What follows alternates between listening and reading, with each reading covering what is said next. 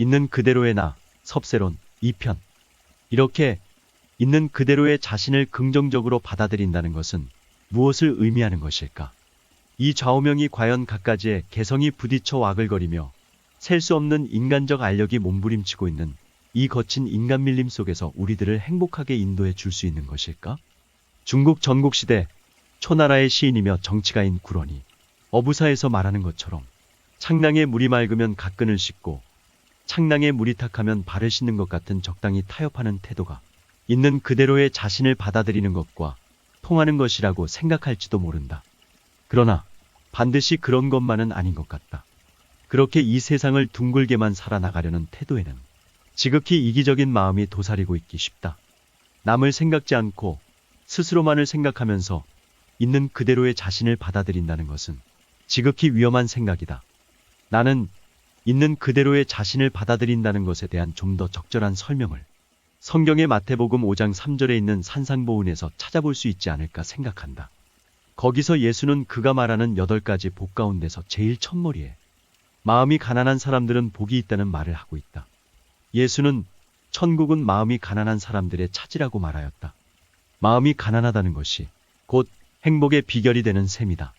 나는 마음이 가난한 사람이 곧 있는 그대로의 스스로를 받아들일 수 있는 사람이라고 생각하고 싶은 것이다. 마음이 가난한 사람이란 대체 어떤 사람일까? 마음이 가난한 사람이란 별 욕심이 없이 평범하게 살아가는 사람을 말하고 있는 것일까? 아니면 그저 단순하고 둥글둥글한 성격의 사람을 말하고 있는 것일까? 내 생각엔 마음이 가난한 사람들이란 단순한 성격의 사람들을 말하는 것 같다. 즉, 현실을 별로 복잡하게 받아들이지 않는 사람, 그리고 스스로의 현재 생활에 만족하고 주위 환경을 왜곡하여 보지 않는 사람이다. 요즘 그런 사람들을 어디 가서 찾아볼 수 있을까 하고 궁금하게 여길지도 모르겠다.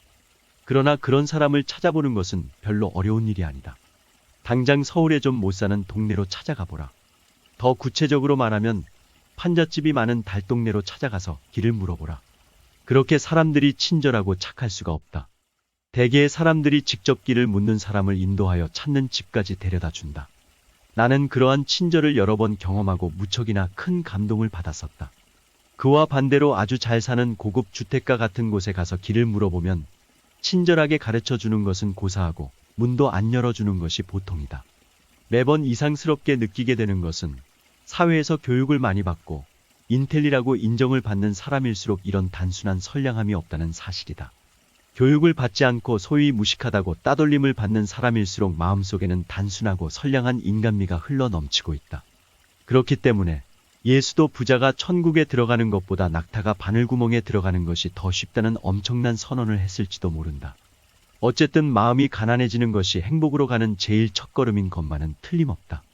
단순 질박한 인간이 결국 행복한 삶의 기쁨을 느끼게 된다는 말이다. 있는 그대로의 자신을 받아들인다는 것에는 또한 불교적 진리도 포함된다. 석가는 이렇게 말하였다. 우리들이 왜 고생을 하면서 이 세상에서 살아야 하는가?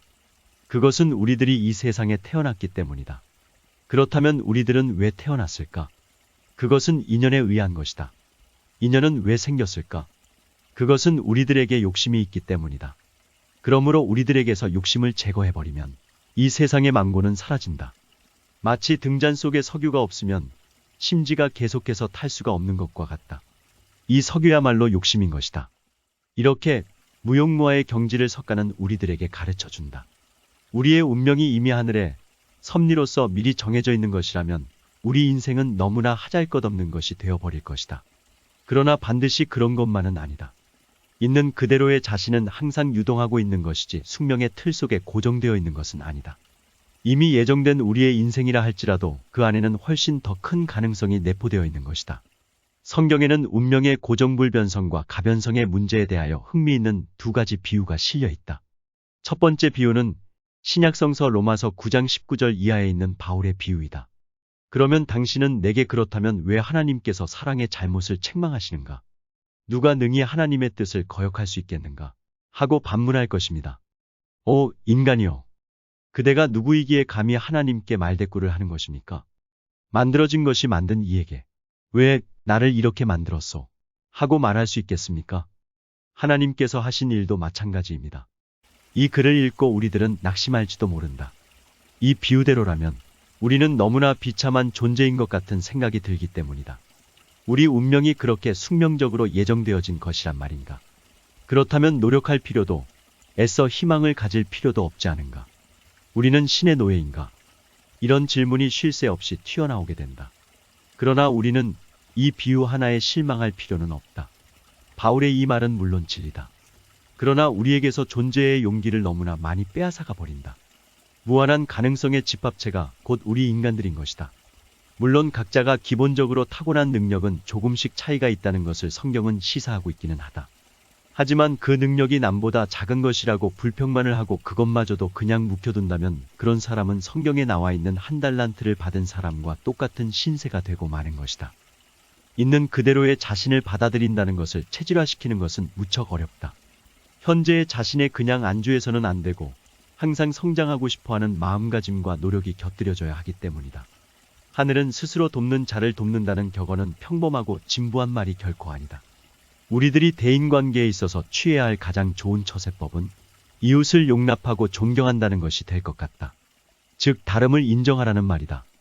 우리가 복잡다단한 인간관계에서 오는 갈등에 지쳐 인간에 대한 혐오감과 실망감에 빠진다 할지라도 일단 상대방을 다시 보고 그 사람이 처한 상황을 생각해보면 여러 가지 오해와 불화도 풀릴 수 있다. 이웃을 용납한다는 것은 곧 용서함을 뜻한다. 더 나아가서 이웃을 용납하는 정도가 아니라 존경하는 정도에까지 이른다면 사회생활에서 오는 갖가지 고달픈 충돌과 갈등은 일어나지 않을 수 있는 것이다. 우리는 이제까지의 불평불만 섞인 구계자적 인생관을 버리고 좀 더 낙관적이면서도 건실한 인생관을 가질 수 있어야 한다. 이러한 기본 자세를 토대로 있는 그대로의 자신을 묵묵히 인정해 가면서 모든 이웃들을 용납하고 존경할 수 있도록 노력해 나간다면 결국에 가서는 인생을 긍정적인 시선으로 바라볼 수 있게 되리라고 나는 믿는다. 아울러 더 강조하고 싶은 것은 소위 세속적인 출세라고 하는 것도 역시 스스로 이런 태도 위에서 꾸준히 노력해 나간다면 자연스럽게 행복과 행운이 찾아온다. 야심을 키워나간다 해도 행운이 찾아와 주는 것은 아니다. 대인관계도 마찬가지여서 사회적 교제에 필요하다고 해서 일부러 미소를 지어가며 어떤 사람을 사귀려고 한다고 해서 그 사람과 친해지게 되고 결국 사교술이 능란하다는 평을 받게 되는 것은 아니다. 대인관계의 가장 좋은 비결은 스스로 고독해지려고 노력하는 데 있다. 그러면 저절로 친구도 따라붙게 되고 윗사람이나 이웃들과도 대화의 길이 열리게 되는 것이다. 여기서 고독하다는 것은 병적이고 허무주의적인 고독을 말하는 것은 아니다. 단지 주변적인 상황에 관심을 쏟지 않고 스스로의 개발과 정진에만 힘을 기울이는 것을 가리킨다. 항상 혼자서 노력하는 신독의 자세로 이웃을 용납하고 존경하는 사람에게 좀을 주는 은혜로운 섭리를 베푸는 것이다. 옛 선인들은 우리의 대인관계와 사고에 대해서도 좋은 글을 남겼다. 그것은 군자지교는 담약수요, 소인지교는 감약밀이라는 말이다.